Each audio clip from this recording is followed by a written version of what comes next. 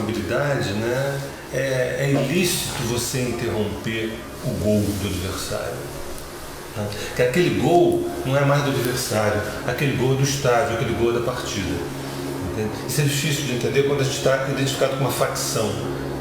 Quando a gente está identificado com a facção, eu acho que a gente tem que interromper. Mas tem um momento, depois de tanta luta, você chega na cara do gol, você vai assim, deixa, vai. Entende? Então é interessante. É culpa de quem perde o pênalti, é culpa de quem faz o pênalti, né? Enfim. Quando se faz pênalti é porque você está desesperado, não é isso? Eu acho que na altura do campeonato... Você não está vivendo uma saída lícita para resolver alguma coisa.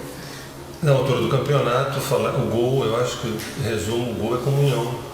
Não, o gol é comunhão, é o espírito na carne, é a pequena morte, é o pequeno orgasmo. Não é o grande orgasmo, é o pequeno orgasmo, mas é a comunhão. É um rito de comunhão. Né? O frango, me perdoem agora a digressão, mas o frango é quando a gente confunde, né, ter com ser. Aí é um frango. Todo o seu mandioca e paletinha terra é bom disso, é bom disso. Quando você leva uma vida onde você troca o T pelo S, o ter pelo ser, e aí você não... A questão é que você não saca que você engoliu um frango, você vai perceber isso lá na frente quando você não está gozando a existência. Suor, também me perdoem agora a digressão poética, o suor é o orgasmo da vontade. Acho legal, isso me produz alguma potência quando eu falo isso, o orgasmo da vontade. O suor é o líquido proveniente do esforço, da vontade, né? A gente chama que o suor é o sangue e o esforço é o pão. O suor é o sangue e o esforço é o pão. Isso nesse rito, nessa liturgia, né? E aí, quem é o craque nessa história toda, né? O craque é exatamente aquele que conseguiu se tornar sujeito das suas potencialidades, né? É que se preparou, se trabalhou, e aí ele consegue manifestar no cotidiano da vida, né, aquilo que nele é potência, habilidade, é recurso pessoal, com naturalidade, e aí se realiza. Mas nós temos o cabeça de bagre também, né? E nesse aspecto simbólico, o cabeça de bagre é aquele que fica submisso às táticas, aos esqueminhas, né? É aquele que muitas vezes não faz contato com ele mesmo, nem com nada em volta. E aí ele tem que se submeter, né, a ficar vamos dizer, com um aspecto oportunista da vida, ou então ficar subserviente ao que os outros esperam dele, né? Ficar esperando a aprovação do outro é também cabeça de bagre. Mas a gente também tem o técnico, e o técnico talvez seja a representação do grande alquimista que mora dentro da gente. Aquela força capaz de reunir as nossas partes e fazer uma coisa só. Igual o técnico reúne 11 para fazer um time, né? Para se tornar uma coisa harmônica. Para isso, o técnico precisa ter algumas qualidades, e o técnico interior também precisa, né? Capacidade de organização, discernimento, um olhar discernido, não é? Não ficar preso às vaidades e às inseguranças. Uma autoridade, porque às vezes a gente precisa ter autoridade com a gente mesmo, né? Não, você não vai fazer isso porque isso é besteira, né? Você está fazendo errado, não é? O reconhecimento e o conhecimento do adversário dentro de nós, daquilo que, na verdade, né, puxa o nosso tapete. O técnico precisa conhecer o adversário para poder armar um bom jogo, não é? E aí temos a equipe. O resumo dessa ópera é um time, né, que ele é dividido em 3 partes: defesa, meio de campo e ataque. Defesa, né, que em linguagem da medicina chinesa significa o rim. Defesa, essa parte de trás, linhagem, tradição, memória, passado, enraizamento. Conhece-se um time pela sua defesa, né? Qual a simbologia disso na vida? A gente tem um meio de campo, que também na apresentação da medicina chinesa representa o aquecedor médio, vesícula e fígado, baço baço, pâncreas e estômago, que significa a área de desarme e criação. Desarme e criação. Desarme é karma, criação é dharma. Desarme, função de desarmar o oponente, e criação, meio de campo, em função de colocar o atacante na cara do gol. Quer dizer, a gente está mudando, né? A gente está resolvendo o passado no desarme e tendo um novo presente, quem sabe um novo futuro, lançando para frente, que é a criação, né? O ataque é a consumação do ato, é o ato. Essa palavra me encanta muito, né? A palavra ato, que é o gol, que é o artilheiro, que é o matador, como se diz, né? Então, para mim, me causa um enlevo muito grande perceber que essa trindade, né, de linhagem, desarme e criação e consumação do ato, é assim que a gente funciona. E é assim que 90 minutos a gente fica gritando sem perceber muito bem que são esses esquemas que acontecem, né? E a torcida, que a gente falou no início, a torcida a gente pode entender como um centauro, aquele animal mitológico, né, de natureza que na verdade é uma natureza tríplice ou tripartida, né? Essa torcida ela vai ser um animal selvagem quando ela confunde na verdade o jogo com uma situação de escárnio, né, de desdém ou então de violência. Ela vai ser humana, né, quando ela entende que o jogo é um rito de superação. E vai ser divina quando consegue estar disponível àquela situação do entusiasmo e de, vamos dizer assim, de integração, de um rito de pertencimento que é vivido na hora da comemoração do gol, em que todo mundo é um, né? Ali todo mundo esquece situação social, a gente abraça até quem a gente não conhece, né? E aí vive essa experiência, na verdade, de pertencimento. Mas além disso, a gente tem que conversar um pouquinho hoje, não podia ter esse encontro sem conversar sobre a violência, tendo em vista que é um assunto, né, que aparece toda hora, e a violência no futebol. Olha só, a violência, ela é o revide do sujeito frustrado, das partes frustradas que existem dentro de nós. Toda vez que uma parte nossa não é realizada, essa parte vai provocar algum tipo de violência, seja uma relação violenta com o externo, seja violência contra nós mesmos, quando a gente adoece, quando, enfim, tantas coisas acontecem porque alguma parte nossa foi frustrada. E no nível coletivo, eu sempre falo isso, sabe? Discutir violência mesmo, sem perceber que ela é um resultado da frustração, seja pessoal ou seja de um coletivo, ou é ingenuidade ou é má fé. Pedir paz, sabe, sem a gente se debruçar sobre a dinâmica da gênese da violência, ou realmente ou é ingenuidade ou então é má fé, não é? Mas aí, já que a gente está falando de violência, a gente não pode deixar de falar da cartolagem, né? Que aparece no futebol e que na verdade vai representar todo o processo em que a jornada do herói acaba sendo desviada pelos desejos mais materialistas e pela substituição, vamos dizer assim, de todo o processo de realização maior do ser por uma visão imediatista, imaterial e por isso muito reduzida. Por ação, normalmente, da sombra pessoal nossa mesmo que tomou conta, né? A gente ainda vai poder falar do patrocinador, eu acho, né? Que aparece hoje em dia também tão importante em todos os times, em todos os jogos de futebol. E o patrocinador é o pai sem afeto, é aquele pai patrão, né?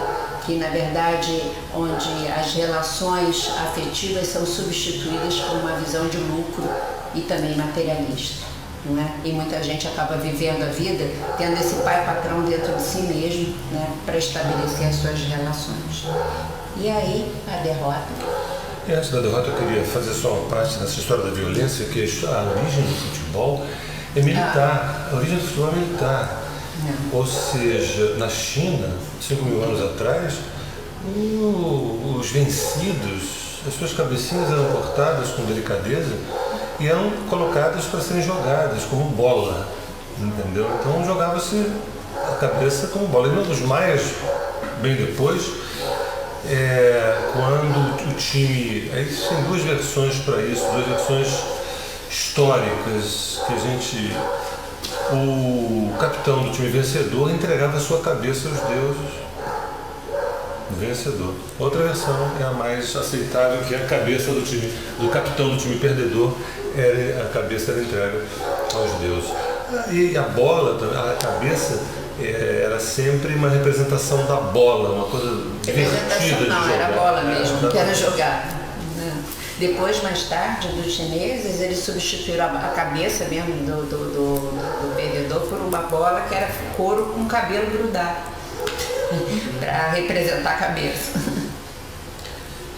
Essa que eu acho que isso que a Lígia falou é muito definitivo, quer dizer, um sujeito frustrado ele vai revidar em qualquer momento, ou num bar, ou com a esposa, ou no estádio. E aí pensa-se que a culpa é do esporte, é do futebol, quando na verdade é uma questão psicológica de aviltamento desse sujeito, desse ser que é em mim, né? Bem, derrota, vitória e invencibilidade. A derrota é um capítulo muito significativo que mexe com contrição, com auto-reconhecimento, com introspecção, com uma possibilidade de ressurreição. Uma possibilidade de ressurreição. A derrota deveria nos levar a um ato de contrição, né? Eu fico pensando como a gente superficializa certos ritos, né? A derrota é um rito de potência, é uma experiência de potência, né? A vitória, obviamente, uma extroversão, né? Um extravasamento, uma incontinência de libido, uma incontinência de libido. A vitória, dependendo, claro, tem vitórias pequenas e tem vitórias enormes, tem vitórias médias, mas a vitória em si é como se aquilo não coubesse dentro da gente. Aquilo que, né? Na verdade, nós somos uma estrutura que envolve uma força ígnea muito grande, que ela vem na forma de gol, na forma de grito, na forma de salto e na forma de uma vitória, ainda mais de um campeonato ganho, entende? Então, se a derrota leva para a contrição, a vitória leva para uma partilha. Em a invencibilidade, isso que eu acho um toque também interessante, a invencibilidade é você não perder um jogo, mas aqui é diferente. A invencibilidade é você estar alinhado, né? Céu-terra, é você estar alinhado, Dharma com o ato, né? Se você perdeu, se você empatou, você venceu, porque o que te permeou foi o alinhamento céu-terra, um alinhamento Dharma-ato.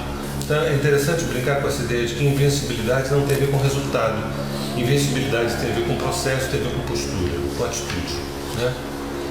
E aí o campeão já no final da história... A gente, acabando o campeão, eu acho que é aquele que cumpriu um ciclo de provas nesse processo da gente se tornar quem a gente é, né? Se tornar a manifestação da nossa essência, mas o campeão é aquele que cumpriu aquele ciclo com honradez e com compromisso, né? É aquele que bancou o seu processo em todas as suas etapas, né? E fez isso completamente compromissado e entregue ao processo. Aí ele tem um merecimento, vamos dizer assim, dessa celebração da sua vitória.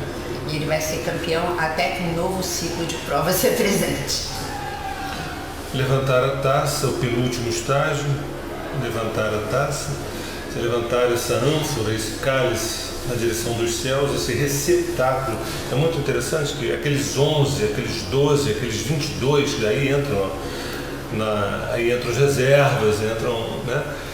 Aquela multidão que está no mesmo time, na mesma equipe, levantar aquela taça, aquela ânfora aos céus, como se dissesse, esse é a culminância, esse é o objetivo final, que todos nós, né, a gente possa segurar o mesmo cálice, que é o Graal, que é o cálice sagrado, né, que é esse sangue, né, jorrado, esse suor que no rito do futebol, o sangue é esse suor, né, você consegue erguer acima da sua própria cabeça.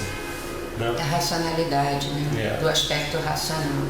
e aquilo fica elevado. Na missa, levantar a hóstia, levantar o cálice, tudo. Ao mesmo tempo, o graal é a representação da plenitude da vida, né? Da bem-aventurança, de uma fonte que existe dentro da gente que não para de jorrar coisas. Né? E a gente termina com uma volta olímpica. A gente tem ali o estádio, aquele círculo todo, e no final, depois de todo esse ciclo probatório, depois de todo esse processo de você se tornar uma pessoa, um jogador, um atleta e um indivíduo, né? Pelo menos naquela competição, você pode recair na próxima, entende? Mas naquela competição você conseguiu ser um ser não dividido. Essa circunambulação, que é o Ouroboros, que é a serpente que morde a própria cauda, você roda, você gira, você roda, como se você estivesse honrando a totalidade, a circularidade, a unicidade, uma coisa só. Entendeu? A gente pode fazer isso. Nós conseguimos a possibilidade de, levando a taça, a gente fazer a circunambulação. Não há nada mais mandálico, mais pleno, mais inteiro do que você. E o ideal, se não tivessem tantas câmeras filmando e tivesse um tempo para isso acontecer, que isso fosse até cair no chão, entendeu? Que isso seria o gozo final da história. Eu acho que é quando a gente se torna uma mandala viva, né? Aquela volta é a vivência de se tornar uma mandala, né? Vivificada. Mas a gente falou até agora e o amor, né? A gente falou do jogo, da transcendência e o amor, onde é que está nessa história? Afinal de contas, a gente está no amor singelo. Então eu não vou me estender, porque a gente já falou tanta coisa, a gente trouxe tanta informação, mas eu só queria que ficasse muito gravado nos nossos corações que amor e consciência são sinônimos. Não dá para a gente dizer que ama se não tiver consciência. Sem consciência, o que a gente vai trocar são nossas carências, são nossas dificuldades. Então, amor e consciência são sinônimos. Mas na prática amorosa, eu acho que a gente pode se referenciar no futebol de uma forma muito rica, muito interessante e muito leve também. Porque, afinal de contas, o outro ou a outra na nossa vida, às vezes, representa, né, o companheiro do time, aquele que a gente troca passe, faz tabela, não é isso? Tabela é a troca de passes. Então, a gente faz a tabelinha com o outro para a gente fazer gol.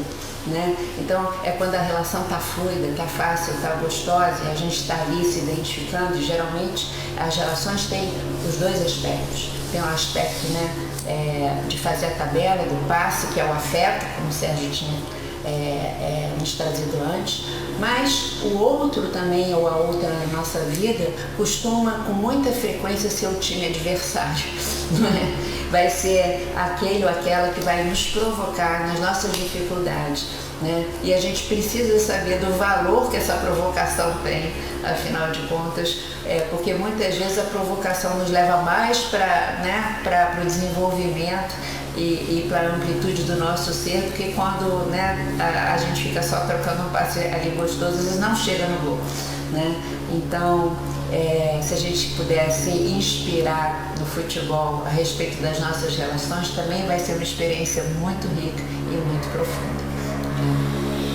Então, eu torço.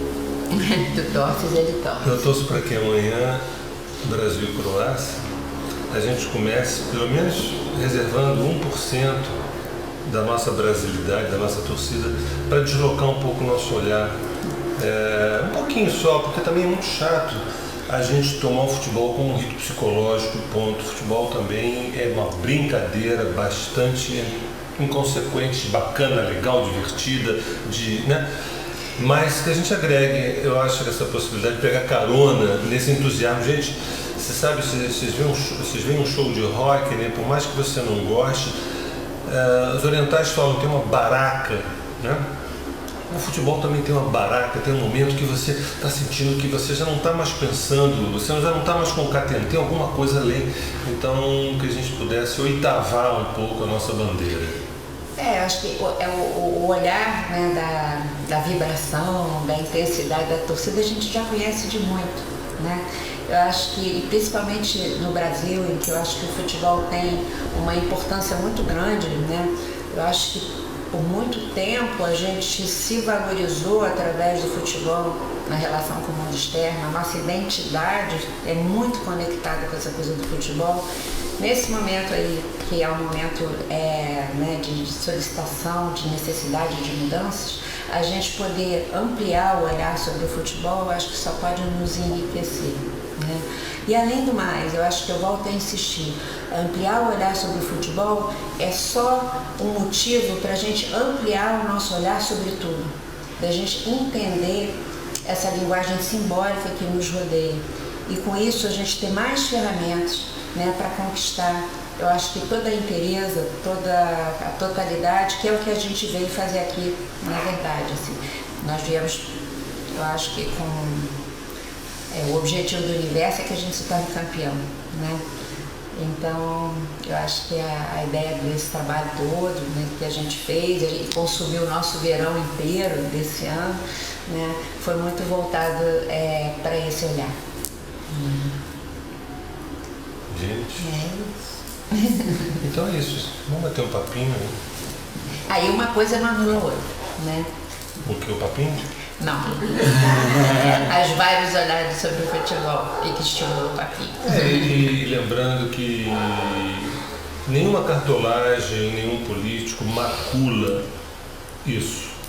Isso é imaculável. Se a gente é tolo, se a gente é tosco, a gente se intoxica, a gente se polui e acha que a política e a cartolagem acabaram com tudo. Jamais isso acontecerá, porque isso está no nosso olhar, na maneira como a gente pensa. Se a gente quiser entrar por um outro viés da alienação ou da política do capital, a gente perde esse rito, que é um rito ancestral anterior aos cartolas, entende? Mas eu acho que essa simbologia do futebol, ela é um antídoto contra a manipulação política ou de qualquer ordem a respeito do futebol. Se a gente consegue se inspirar no futebol para nos tornarmos mais inteiros, pessoas mais inteiras não são manipuláveis, sabe? Então eu penso muito assim, sabe? Que esse olhar faz com que a gente, e o povo e todo mundo, né, pudesse não ficar então submetido a essa manipulação, né, que é o que a gente sente que acontece. E ao contrário, né, nos tornando mais inteiros, a gente pode realizar as transformações e mudanças que urgem, né, no país e no mundo. Né? Isso não tem como se a gente não estiver mais inteiro.